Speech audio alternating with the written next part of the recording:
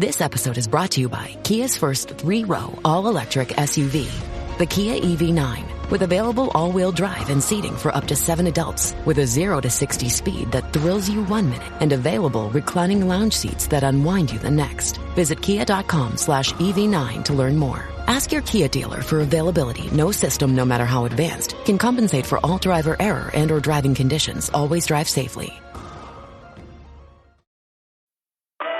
It's time to say goodbye to hold music and say hello to fast customer support with Service Cloud. With trusted AI and data working together, you can skip long wait times and deliver efficient, personalized service right away, all while keeping support costs low and more customers happy.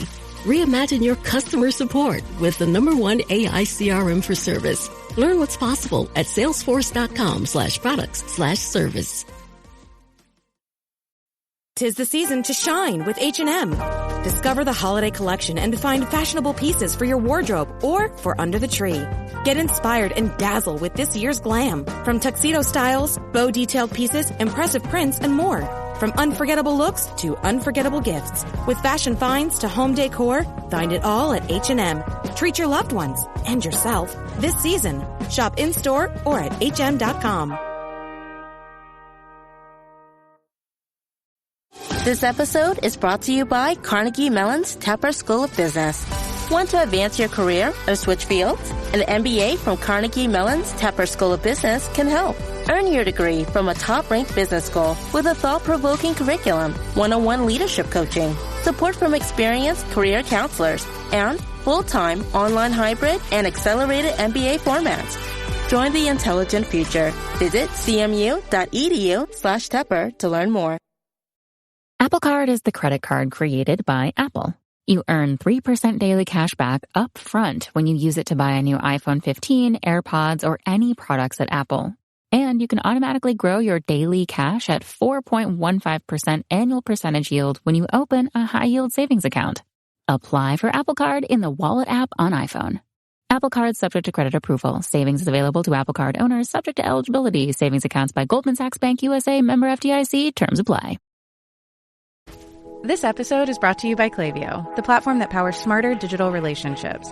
With Klaviyo, you can activate all your customer data in real time, connect seamlessly with your customers across all channels, guide your marketing strategy with AI-powered insights, recommendations, and automated assistance, deliver experiences that feel individually designed at scale, and grow your business faster. Power smarter digital relationships with Klaviyo. Learn more at klaviyo.com/Spotify. That's KLAVIYO.com/Spotify. Welcome to the HCI family of podcasts. We're your source for personal, professional, and organizational growth and development. We share our own original research, explore industry trends, and interview executives and thought leaders from across the globe. Join us for practitioner-oriented content around all things leadership, HR, talent management, organizational development, and change management. Maximize your personal and organizational potential with the HCI family of podcasts.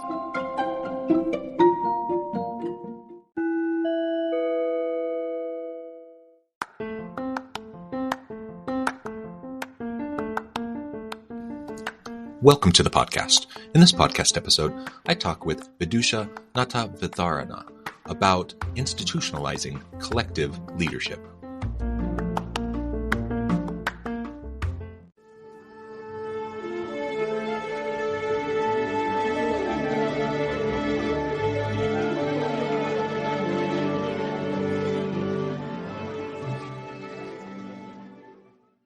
Vidusha Natahvitharana, welcome to the conversation today. Thank you for having me. It's a great pleasure. It is a pleasure to be with you. You're joining us from rural Sri Lanka, and I am south of Salt Lake City in Utah. So we're on different sides of the world and very different time zones. So it's morning for me, evening for you. And I think we're going to have just a really fun conversation today as we explore this topic of institutionalizing collective leadership within organizations. I'm really excited to unpack that with you and explore the ins and outs of what that really means and how it could apply to all of us today. As we get started, I wanted to share Vidusha's bio with everybody. Appreciation for his subject matter makes him one of the most sought after leadership trainers and HR consultants in the region. I think that's wonderful. Again, a pleasure to have you. Anything you would like to highlight by way of your background or personal context before we dive on in? No, I'm good to dive in. I'm very, very excited to be here because it's one of those topics that I've been exploring for a long, long time. And it's wonderful to have this conversation with you. Yeah, well, excellent. Maybe we could start off with just a little exploration around current models of leadership. What do you see as maybe missing? What is wrong with or what isn't working in kind of this current approach to leadership that we see in lots of organizations? Sure. So I always kind of have this conversation whenever we start leadership programs about what leadership is. And I ask for a definition because definitions are our way of seeing the world. It's our lens through which we see the world. So the moment the definition changes, everything changes, right? So can I digress a little bit because there is a background story to this? So when I was in grade 5, I switched schools, and I came to Colombo and went to a rather celebrated school. And I still remember the first term where we had a history lesson, and we had a very famous king who united the country for the first time called King Dutugamno. Now, he built this stupa, which still stands to this date after 2,500 plus years. And it's probably one of the biggest monuments in Sri Lanka. And it sounds much better when it's said in my vernacular Sinhalese in our language. But it said something, the question read something like, who built and completed Ruwan Valley Saya? Now, King Dutugamno died before the Ruwan Valley Saya was actually built and completed. And it was his brother, Saddatissa, King Saddatissa, who completed it. So I wrote on the answer script, it was Saddatissa because there was this nuance to say who completed it, right? Level up your listening with Bose Quiet Comfort Ultra earbuds and headphones with immersive sound and world-class noise cancellation for a not-so-silent night. Visit Bose.com/Spotify to shop sound that's more than a present. And I was marked wrong on this. And I actually went and asked my teacher, why is it marked wrong? And he said, well, didn't you know it's a simple question? King Dutugamno built, Ruwan Valley Saya. And I said, no, sir, but the question reads, built and completed. And he got quite annoyed and told me, well, this ain't the debate society. No, is it a courthouse? This is wrong. And the answer is Dutugamno. And this got me thinking, right? So ever since that day, I've always wondered, why is it that we always give credence and a lot of emphasis on somebody who starts something rather than someone who ends something? And what about everything in between? Because the kings didn't build any of these monuments. I mean, Shah Jahan didn't build the Taj Mahal. He gave onus to it, and obviously he was the king, and therefore it was his vision, his brainchild, yes, for sure. But there were countless people who got involved in this entire process. So throughout history, I think we've always looked at leadership to be centralized in one person. Alexander the Great, Julius Caesar, Genghis Khan, right? It's one person. And then, of course, much later on, whether it is, Hitler to Churchill to the current presidents. But there is a difference between being a president and being a leader. And I have always looked at leadership as a collective process because, for sure, there's no question in my mind that providing vision is important. But you and I both know that just having a vision doesn't translate it into action. There's a lot that happens in between. And there's a whole group of people that actually combines their skill sets in order to make that vision possible. And when that starts rolling out, especially inside organizations or in fact, in society in general, you really can't single out one person and turn around and say, that person is the leader. That is the linchpin. That is the pivot. It isn't. So if you imagine this, If you imagine a CEO who is the head of the organization, has a vision, and then communicates this vision, if the rest of the organization doesn't mobilize, nothing comes of it. Yeah. Right? But our central focus, and in fact, our only focus, is on that one individual who makes it happen. And I think that's a misnomer. And I think that doesn't stand when you actually scrutinize leadership. So for me, I think the missing link and the definitional issue with leadership is that we look at it from a singular focus versus a pluralistic focus. And also, very importantly, giving more emphasis for the person right at the top rather than at the bottom of the pyramid. Because by definition, if only the senior level people are supposed to be leaders, everybody else is simply supposed to follow orders. Now, that might have worked centuries ago, Right. when you had slaves. And if you barked out orders to a slave, well, obviously the slave doesn't have much of a choice. I don't think that flies anymore. So if you look at it from that perspective, I think the biggest issue is that historically we've always looked at leadership from an apex power body, distributing it to everybody else and giving out orders and everybody else following it through. I think in modern contexts, it is more as a collective effort, skill sets coming together, complementary and collaborating in order to make a vision happen. So providing the vision is important, but at the same time, the different collaborative efforts that happen, both formally and informally, towards making it happen, to me, is leadership. Therefore, by definition, anyone who is involved in that process takes a role in leadership. Different roles at different levels of the pyramid and in the hierarchy, but leadership nonetheless.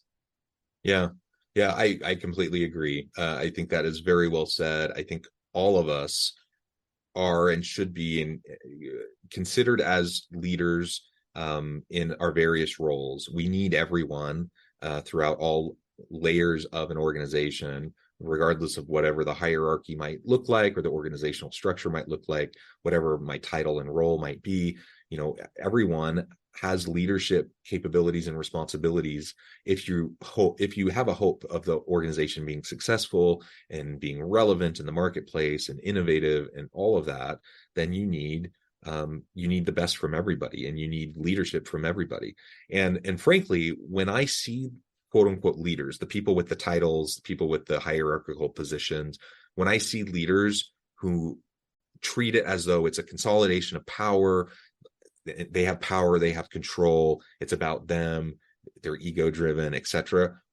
Those aren't leaders. Like they're like the worst leaders oftentimes, because they're not actually galvanizing the collective power and influence of their teams, because of the way they approach their people. And oftentimes they're condescending, they talk down to, they bark orders, like you said, they make edicts, and they require things without having good dialogue and trying to really understand where people are coming from. All of that's going to be really, really important. Are there other aspects of collective leadership that you feel are really essential in the modern world of work, the modern societal environment that we find ourselves?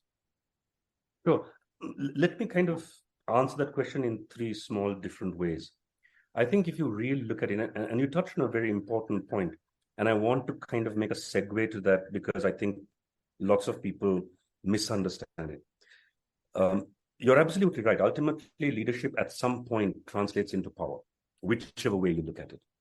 And lots of people have a love-hate relationship with power, isn't it? Some people see it as all there is, and some people kind of look at it as, well, if you're a leader, you shouldn't use power. You should only use influence.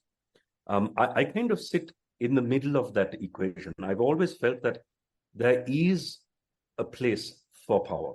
No question about it. Let me give you a quick example of this. Imagine an organization in crisis. Very quick decisions need to be made. You really don't have the time to discuss, debate, and get the collective group going in a conversation. In moments like this, it is perfectly acceptable to exercise authority and power. Mm-hmm. Bark out the orders, expect everyone to follow through. The issue is that people who do that do only that. Right. The flip side of it is that people who kind of expect leaders to be engaged, to get everyone's opinion and perspective, focus only on that. I think both are required. So having said that, let me kind of give a nuance to collective leadership in 3 or 4 different dimensions. The first is, I honestly think collective leadership happens in every single organization. In fact, even in families. There is an informal power play, informal networks, informal gatherings. Decisions get made over a cup of coffee or a beer in the evening, as much as in the boardroom. So I think that collective aspect of it is there, even though we don't probably give a lot of credence to it. That's one aspect. There's another aspect where we consciously build leadership teams. The most common being the CEO and the CXOs. That's one group which collectively runs an organization. But at the lower levels also, when special projects come in, it's quite common to have a collective group coming together, brainstorming ideas, coming up with a project, and then disseminating afterwards. That's another aspect of it.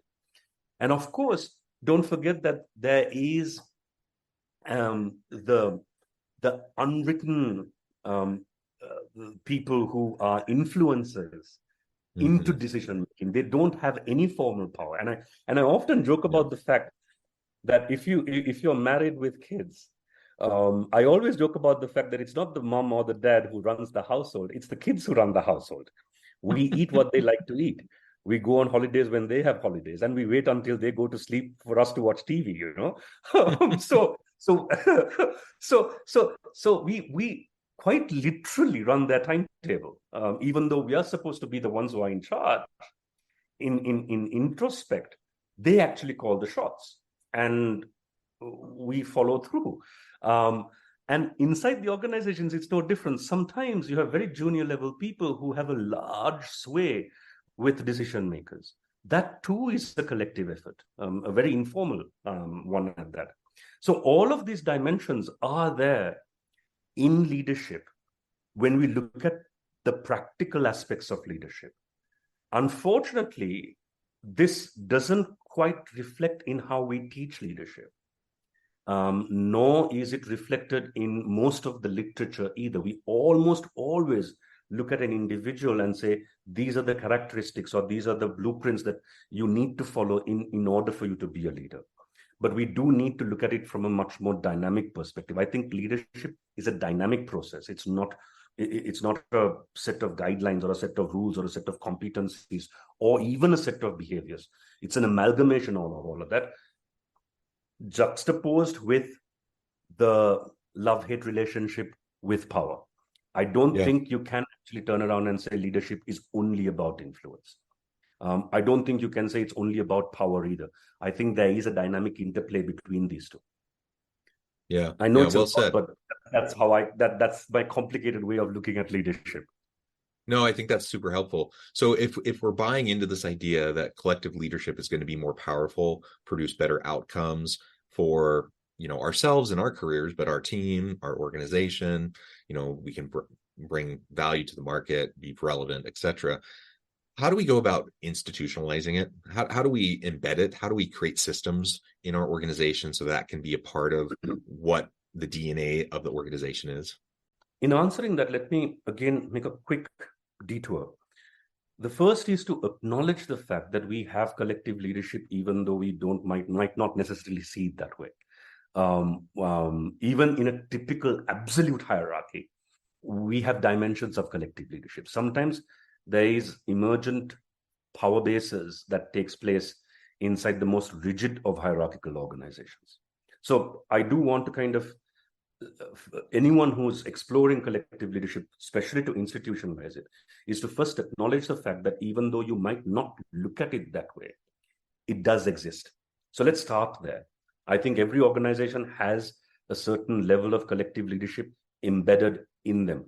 As long as there's an organization, there's internal politics, there are informal networks, there are power dynamics, all of this exists. So it exists to begin with. But if you want to institutionalize it from a structured approach to making leadership more collective, I think three things are critical. The first is what I would call ecosystems, right?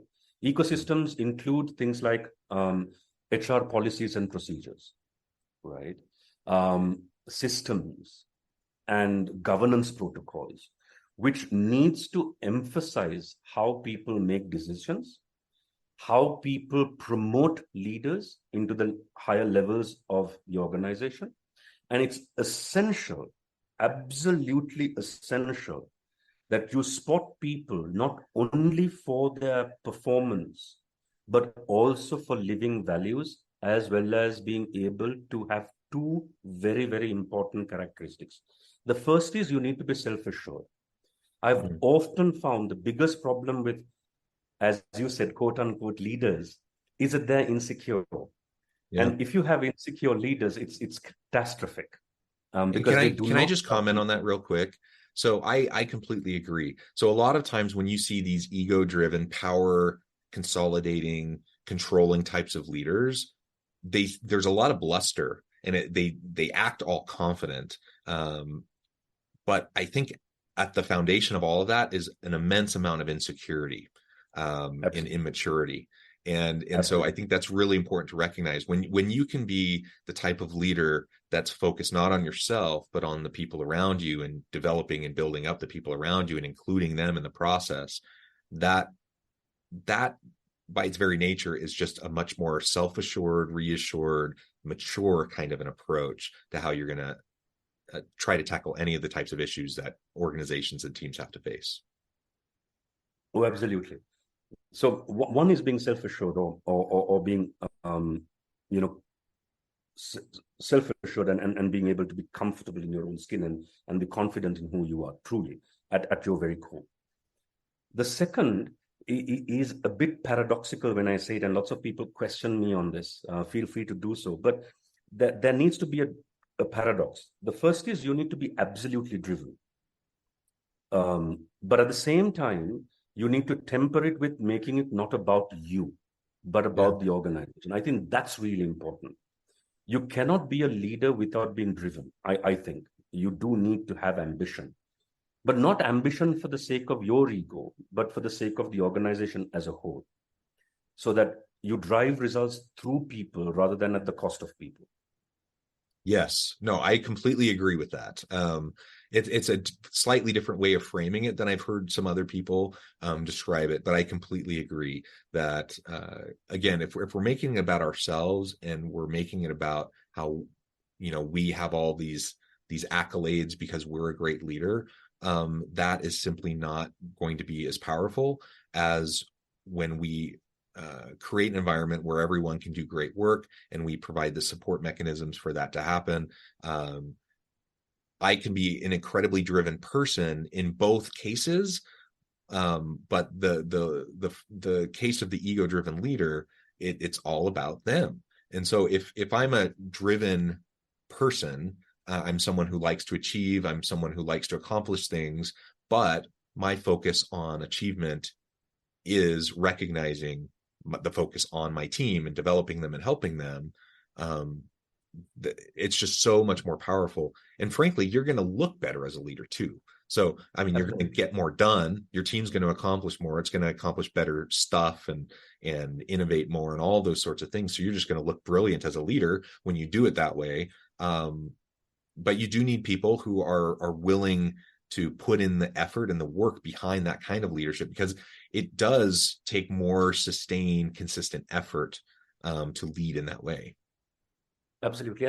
And again, I think, so the first aspect of it, like I mentioned, was creating that ecosystem, right? So again, the issue is that we rely far too much on an individual to have these characteristics, rather than having an organizational ecosystem that supports and fosters it. Imagine that not being the onus of the individual, but of the organizational ecosystem, and being able to ensure that you build in the architecture, especially for career progression, where you identify people who are that.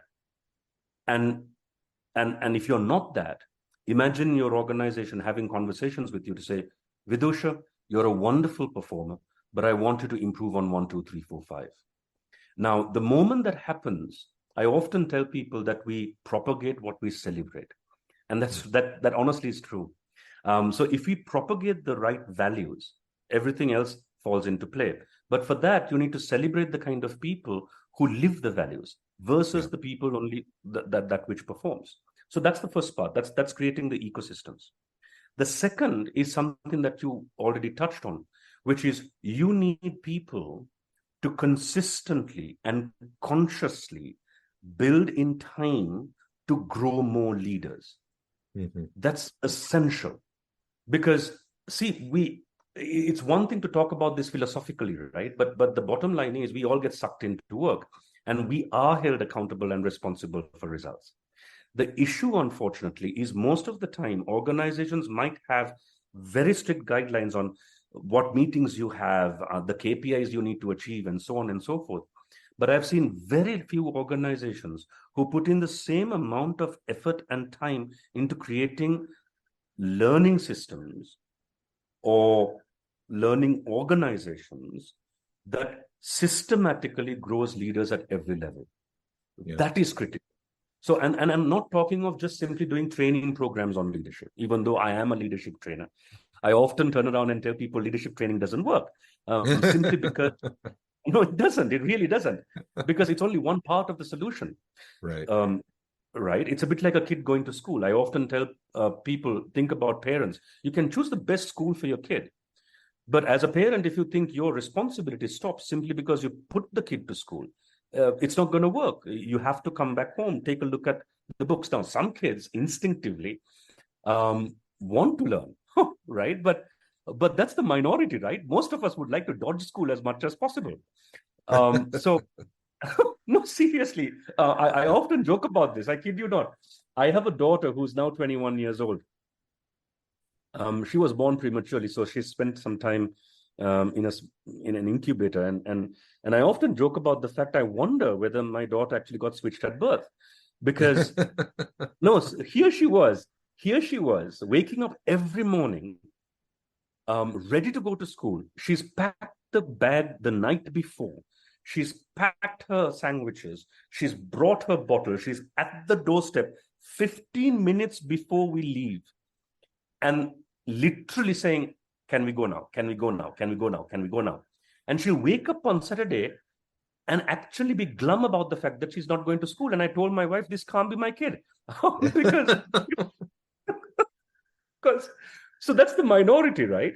So inside organizations, you do need to put a conscious effort to build leadership capability by coaching, by mentoring, by successive training programs, by giving youngsters an opportunity to lead initiatives, and so on and so forth. That's the second part. The third part is this, and this is when I become very unpopular for saying this. Not everyone's cut out to do this, right? Everyone has the potential to do it. I agree.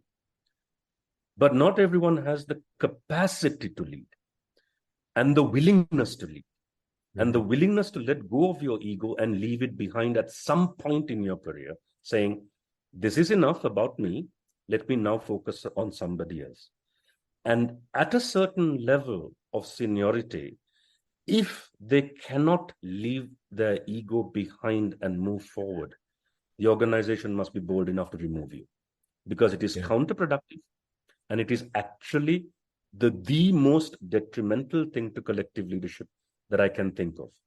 So as long as you have ecosystems that encourage this, if you have a learning organization that promotes leadership capacity and capability building across the tiers, and if you have a removal process of counterproductive leaders, I think collective leadership flourishes. Yeah, well said. Vidusha, this has just been a really great conversation. I know at the time I need to let you go here in just a minute, but before we wrap things up for today, I wanted to give you a chance to share with the audience how they can connect with you and find out more about your work, and then give us a final word on the topic for today. For sure. Thank you. Connecting with me, I think I'm not too much of a social media person. The only social media platform I'm kind of on is LinkedIn. So Vidusha Natahvitharana on LinkedIn would be my handle. Apart from that, Vidusha at high5consultancy.com is my email address if anyone wants to reach out. I think those two probably would be the best modes of communication with me. And a final word, I leave you with this. I'm one of those people who have always believed that at some point in human beings' evolution, I think we do need, before anything else, I think we need to acknowledge the fact that we are a human being first, and everything else second. Caste, creed, religion, rank, status, whatever. And I think that if you can manage to bring about, I think collective leadership is easy.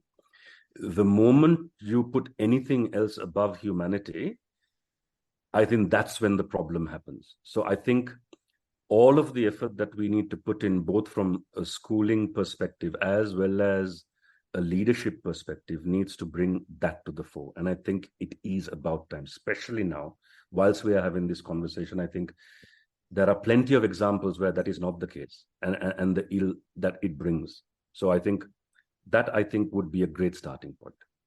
Yeah. Well said. Thank you so much. It's just been a real pleasure. This has been a super fun conversation. There's a lot more that can be said. I encourage the audience to reach out, get connected, find out more about what Vidusha can do for you. And as always, I hope everyone can stay healthy and safe, that you can find meaning and purpose at work each and every day. And I hope you all have a great week.